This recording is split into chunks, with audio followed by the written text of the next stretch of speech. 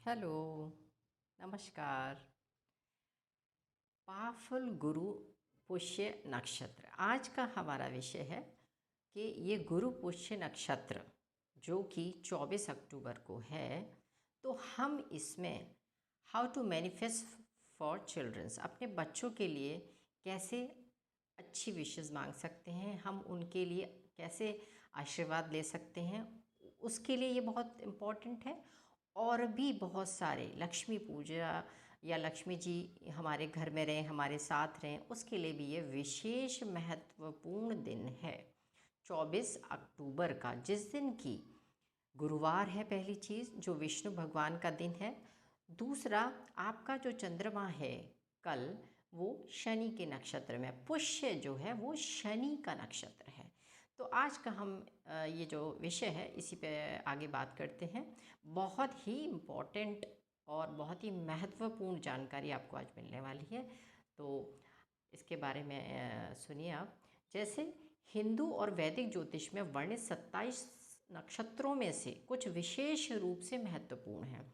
उनमें से एक है गुरु पुष्य, जो कि नक्षत्रों में 8वां नक्षत्र है, जो शनि का है।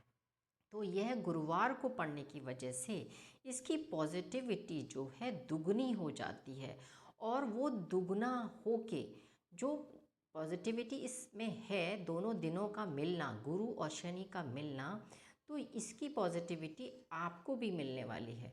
नक्षत्र की तिथि एक तो अहोई अष्टमी भी है, जो तिथि पड़ रही है वो अष्टमी है, और कल है अहोई अष्टमी, जो इसे बहुत लोगों के लिए, विशेष रूप से माताओं के लिए, सबसे शक्तिशाली और आध्यात्मिक और शुभ दिनों में से एक बनाती है।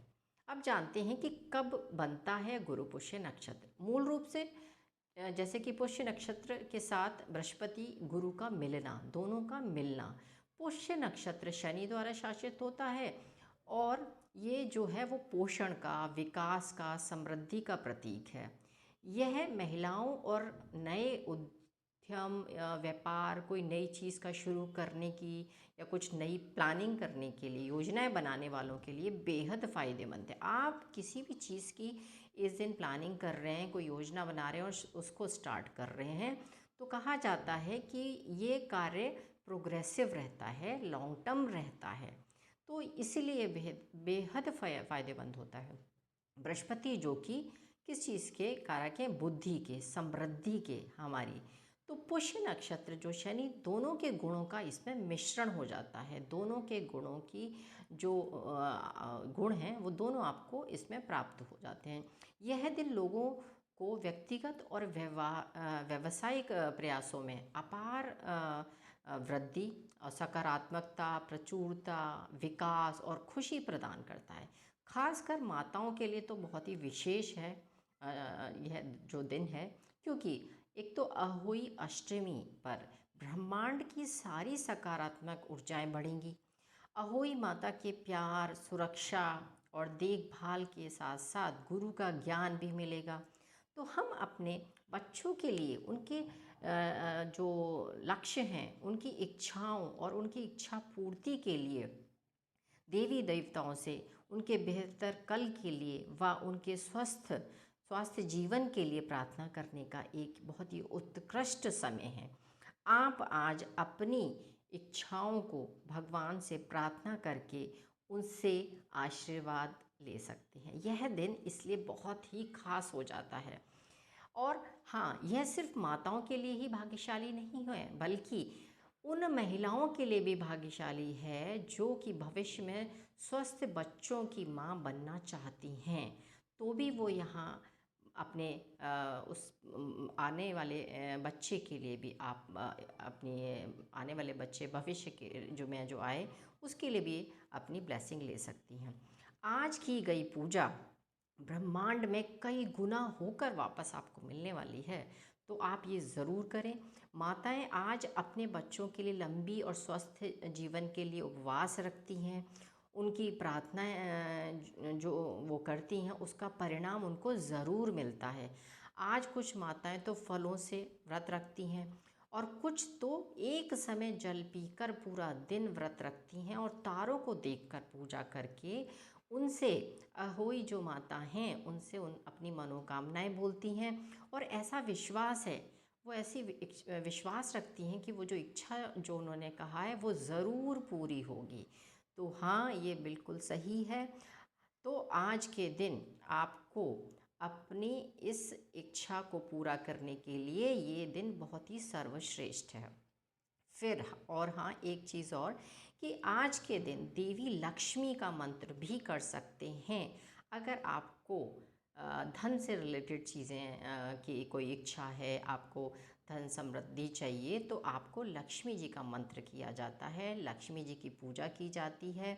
गुरु पुष्य नक्षत्र में नए व्यापार, कुछ भी नया शुरू करने से वे अच्छे से पूर्ण हो जाता है। यह किसी भी कार्य की पहल के लिए बेहतरीन समय है। आप घर में अधिक धन से किसी भी रूप में, कोई भी आप जैसे कि गोल्ड खरीद सकते हैं, सिल्वर खरीद सकते हैं, चांदी के रूप में कुछ भी परचेज़ अगर आप आज करते हैं तो वो आप कर सकते हैं।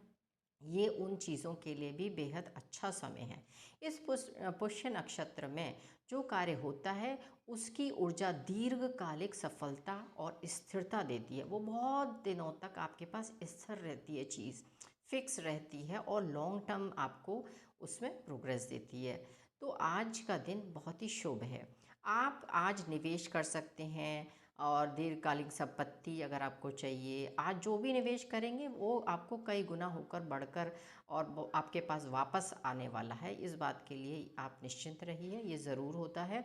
ज्योतिष में तो यह सुझाव भी दिया जाता है, कुछ उपाय भी बताए गए हैं, बहुत ही महत्वपूर्ण उपाय है, जैसे कि गुरु पुष्य नक्षत्र में आप ध्यान से सुनिए, बहुत ही महत्वपूर्ण उपाय है।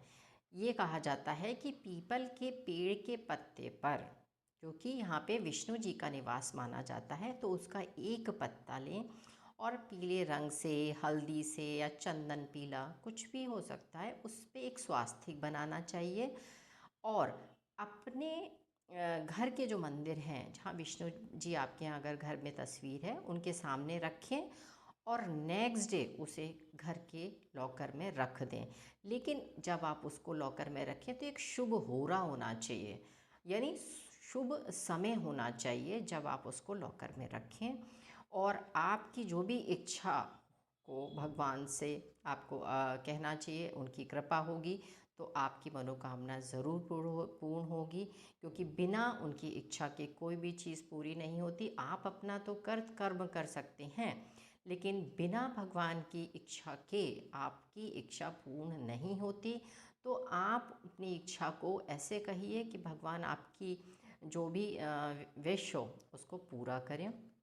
आज आप अपनी मनोकामनाओं को पूर्ण कर सकते हैं।